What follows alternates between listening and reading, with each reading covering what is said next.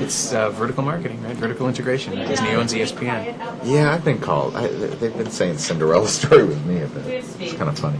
Thanks. So, in terms of the sell, I mean, how would you pitch the movie to, say, a Canadian audience that's never heard of the Memphis crunk scene?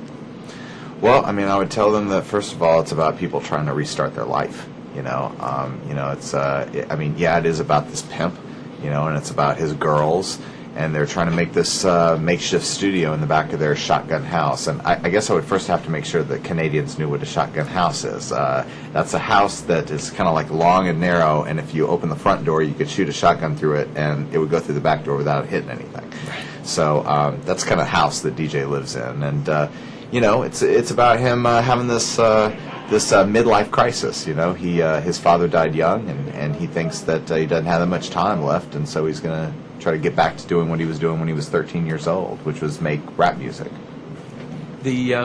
And the thing that most impressed me about the film is its texture, is the atmosphere, that you clearly know these people in this world, and that it's really recreated organically. I was just saying to the actors that you get the sense that when people leave the room, they have a life, that things are still going on. Oh yeah.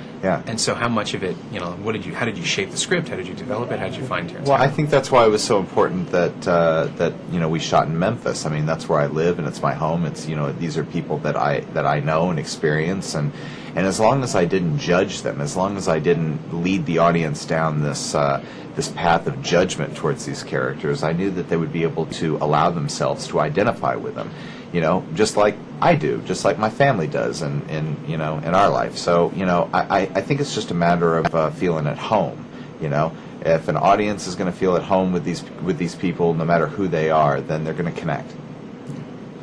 And it's and they are connected. Sundance was successful. The pickup from Paramount was great. You're already moving on to your new film, right? Sam Jackson and someone else? Sam Jackson, Christina Ricci, and Justin Timberlake. Yeah. Very cool. Yeah. This one's about the blues. Yeah. Okay.